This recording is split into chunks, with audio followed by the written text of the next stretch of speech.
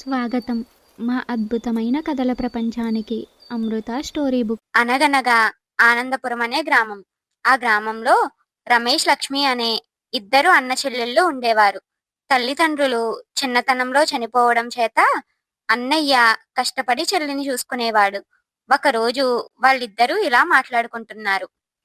అన్నయ్య, మనకి అమ్మా నాన్న లేరన్న బాధ ఎప్పుడూ ఉంటుంది.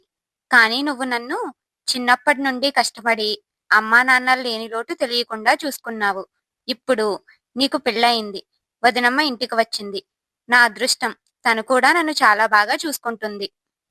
అవును లక్ష్మి, నాకు ఈ విషయంలో చాలా భయం ఉండేది. మీరిద్దరూ ఎలా ఉంటారో అని. కానీ మీరు ఇలా కలిసిమెలిసి ఉండడం నాకు చాలా సంతోషంగా ఉంది. చాలా తక్కువ సమయంలోనే మీరు దగ్గరయ్యారు. దీనికి మించి నాకు ఇంకేం కావాలి చెప్పు. నీకు ఏ భయం వద్దన్నయ్యా. ఇప్పుడే కాదు, మేము ఎప్పటికీ మంచి స్నేహితుల్లానే ఉంటాం. ఇలా కొంతకాలం ముగ్గురు చాలా సంతోషంగా ఉంటారు. ఆ తరువాత రమేష్ తన భార్య సావిత్రితో ఇలా అంటాడు. సావిత్రి, నేను ఒక మంచి సంబంధం చూసి లక్ష్మికి పెళ్లి చెయ్యాలి అని అనుకుంటున్నాను. మనకి పెళ్ళైన తర్వాత అమ్మా నాన్నల లోటు తెలియకుండా లక్ష్మికి ఘనంగా పెళ్లి చెయ్యాలి అనేదే నా కోరిక. దానితో నా బాధ్యత కూడా తీరిపోతుంది. ఏమంటున్నారండి? ఉన్నంతలో ఘనంగా చెయ్యాలి అని డబ్బులు మొత్తం ఖర్చు చేస్తే ఎలా? మన భవిష్యత్తు సంగతేంటి? మనకి పిల్లలు పుడతారు, బాధ్యతలు పెరుగుతాయి. కాబట్టి మంచి సంబంధం చూడండి, అంతే తప్ప ఘనంగా చెయ్యాలి అనుకోకండి. కాస్త ఆలోచించండి. ఏం మాట్లాడుతున్నావు అసలు? నువ్వు ఇలా ఆలోచిస్తున్నావు అంటే నాకు ఆశ్చర్యంగా ఉంది. మీరిద్దరూ అంత మంచిగా ఉంటారు. నువ్వు ఇలా ఆలోచిస్తున్నావు అని తెలిస్తే లక్ష్మి ఎంత బాధపడుతుందో నీకు తెలుసా? ఇప్పుడు నేనేమన్నానండి? మన భవిష్యత్తు చూసుకోవాలి అన్నాను. అది కూడా తప్పేనా? తప్పే. ఎందుకంటే మన భవిష్యత్తు కోసం సంపాదించడానికి నాకు చాలా వయసు ఉంది.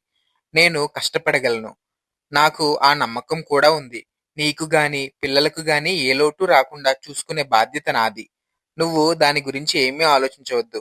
ముందు మనం చెల్లి పెళ్లి సంగతి చూద్దాం. ఇలా చెప్పి అక్కడ నుండి వెళ్ళిపోతాడు. సావిత్రి తండ్రి దగ్గరికి వెళ్ళి ఇలా అంటుంది. ఏమైంది సావిత్రి? అసలు ఏమీ చెప్పకుండా ఇలా వచ్చావు? అంతా బాగానే ఉందా? అంతా బానే ఉంది, కానీ ఈరోజు మా ఆయన హఠాత్తుగా చెల్లికి ఘనంగా పెళ్లి చెయ్యాలి అంటున్నాడు. అదేమో నాకిష్టం లేదు. ఎందుకంటే ఉన్న డబ్బంతా ఖర్చు చేస్తే రేపు మాకు పిల్లలు పుడతారు కదా, అప్పుడు మా పరిస్థితి ఏంటి? నువ్వు చెప్పిన దాంట్లో కూడా అర్థం ఉంది. నువ్వు ఒక పని చెయ్యి. నువ్వు రమేష్కి అర్థమయ్యేలా చెప్పు. తను మంచివాడు, ఖచ్చితంగా అర్థం చేసుకుంటాడు. అన్నీ అయ్యాయి. నేనేం చెప్పినా అది నా జాగ్రత్త కాకుండా నా స్వార్థంలా కనిపిస్తుంది. పైగా నా ఆలోచన తప్పన్నట్లు మాట్లాడుతున్నారు. ఇంకా నేను మాత్రం ఏం చెయ్యను చెప్పు? అవును, రమేష్కి చెల్లి మీద ఉన్న ఇష్టం గురించి అందరికీ తెలిసిందే. కాబట్టి ఉన్నది మొత్తం పెట్టి పెళ్లి చేసినా చేస్తాడు. మనకి ఉన్నది ఒక్కటే మార్గం. నువ్వు నేను చెప్పింది చెప్పినట్లుగా చేయగలిగితే ఈ సమస్య తీరిపోయినట్లే. ఏంటి నాన్న, చెప్పండి. నేను ఎంత కష్టమైనా ఖచ్చితంగా చేస్తాను. మన గ్రామానికి సమీపంలో ఉన్న అడవిలో ఒక భయంకరమైన రాక్షసుడు ఉన్నాడు. ఇది అందరికీ తెలుసు. ఆ రాక్షసుడు ఎట్లా ఉంటాడో ఎవరికీ తెలియదు.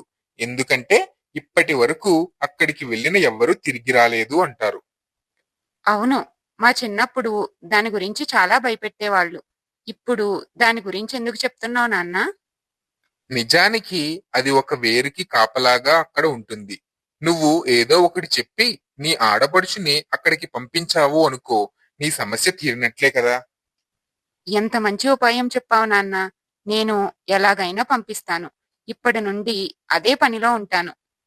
ఇలా చెప్పి అక్కడ నుండి తిరిగి వస్తుంది. కాసేపటి తర్వాత ఎలాగైనా లక్ష్మిని అక్కడికి పంపాలని మనసులో అనుకుంటుంది. ఏమైంది వదిన? మీరు చాలాసేపటి నుండి చాలా నీరసంగా కనిపిస్తున్నారు. మీకు ఒంట్లో బాలేదా?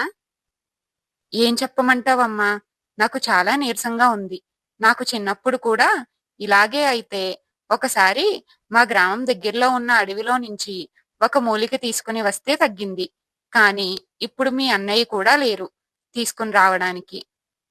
అయ్యో, ముందే చెప్పొచ్చు కదా వదినా. నువ్వింత బాధపడుతూ ఉంటే నేను చూడలేను. ఎక్కడ దొరుకుతుందో నాకు చెప్పండి, నేను తీసుకుని వస్తాను. అయ్యో లక్ష్మి, వద్దులే. నిన్ను పంపించాను అని తెలిస్తే మీ అన్నయ్య నన్ను తిడతారు. నేను అన్నయ్యకు చెప్పను. అయినా అన్నయ్య రావడానికి చాలా సమయం పడుతుంది. ఈలోగా నేను తీసుకుని వచ్చేస్తాను. అసలు అన్నయ్యకి చెప్పను. ఇలా అనగానే ఎక్కడికి వెళ్లాలో చెబుతుంది. లక్ష్మి అక్కడ నుండి బయలుదేరుతుంది. దారిలో ఒక ముసలతను లక్ష్మితో, ఎవరమ్మా నువ్వు? నీకసలు ఈ చోటు గురించి తెలిసే నువ్వు ఇక్కడికి వచ్చావా? ఈ చోటు ఎంత ప్రమాదమైనదో నీకు తెలుసా? నీ మంచికే చెప్తున్నాను. నువ్వు వెంటనే ఇక్కడి నుంచి వెళ్ళిపో. నా పేరు లక్ష్మి. నేను ఇక్కడికి ఒక మూలిక కోసం వచ్చాను. మా వదిన ఆరోగ్యం కోసం నాకది కావాలి. అసలు ఈ చోటే ప్రమాదం అంటే ఏకంగా ఆ మూలిక కోసమే వచ్చాను అంటున్నావు. ఎవరో కావాలనే నిన్ను ఈ ప్రమాదంలోకి పంపించారు. నువ్వు నేను చెప్పింది అర్థం చేసుకుని ఇక్కడి నుంచి వెళ్ళిపో. లేదు, మా వదిన అలా చెయ్యదు. నేను తిరిగి వెళ్తే ఆ మూలికతోనే వెళ్తాను. నువ్వు ఎంత చెప్పినా వినడం లేదు. పైగా చాలా మంచి దానిలా ఉన్నావు. సరే, కనీసం నేను చెప్పినట్లు చెయ్యి. అప్పుడు నువ్వు దాన్ని సంపాదించగలవు. లేకపోతే ఎప్పటికీ తిరిగి వెళ్ళలేవు. సరే, ఏం చెయ్యాలో చెప్పండి, నేను అలాగే చేస్తాను. నువ్వు కొంచెం ముందుకు వెళ్తే అక్కడ కొన్ని రాళ్ళు చెట్లు కనిపిస్తాయి. అక్కడ నిన్ను ఎవరైనా పిలిచినా ఏమీ మాట్లాడినా కూడా నువ్వు ముందుకే వెళ్తూ ఉండు. పొరపాటును కూడా వెనక్కి తిరిగి చూడకూడదు. ఒకవేళ చూసితే అక్కడే నువ్వు రాయిగా మారిపోతావు. జాగ్రత్త. అక్కడ ఏది చూసినా విన్నా అదంతా మాయే అని గుర్తుపెట్టుకో. లక్ష్మి అక్కడ నుండి బయలుదేరు. చెప్పినట్లే చెట్లు రాళ్ళు కనిపిస్తాయి. ఇంతలో లక్ష్మి, నువ్వు ఎందుకు వచ్చావో నాకు తెలుసు. నీకు కావాల్సింది ఇక్కడే ఉంది. ఒక్కసారి ఇటు చూడు. తను మాత్రం ముందుకే వెళ్తుంది. ఇంతలో 2 దెయ్యాలు నీడలు వస్తాయి. అయినా సరే ముందుకే వెళ్తుంది. వెంటనే ఆ ముసలతను హఠాత్తుగా ప్రత్యక్షమవుతాడు. అయ్యి, లక్ష్మి, నువ్వు విజయవంతంగా ఆ మాయా స్థలాన్ని దాటి ఇక్కడికి వచ్చావు. ఇప్పుడు మనం వెనక్కి వెళ్ళి నీకు కావాల్సింది తెచ్చుకుందాం రా. లక్ష్మి మనసులో, ఇది నిజమైతే నడిచి రావాలి కదా, ఇలా హఠాత్తుగా ప్రత్యక్షమయ్యాడేంటి అంటే ఇది మాయ. ఇలా అనుకుని అక్కడ నుండి ముందుకు వెళ్ళింది. అక్కడ ముసలతను కనిపిస్తాడు. అతను లక్ష్మితో, అమ్మయ్య, అక్కడి నుంచి క్షేమంగా వచ్చేశావు. ఇప్పుడు అతి కొద్ది దూరంలో ఒక మాట్లాడే చెట్టు ఉంటుంది. అది నిన్ను మూలిక తీసుకోకుండా ఉండడానికి అనేక మార్గాల్లో నిన్ను తప్పుదారి పెట్టేలా ప్రయత్నం చేస్తుంది. నువ్వు చాలా జాగ్రత్తగా అనుకున్న దానిపై నిలబడు. లేకపోతే నీకు ముసలి రూపం వచ్చి ఈ అడవిలోనే బందీగా మిగిలిపోతావు. ఇది నీ పట్టుదలకు పరీక్ష అనుకో. సరే అయ్యా, మీరు చెప్పినట్లే నడుచుకుంటాను.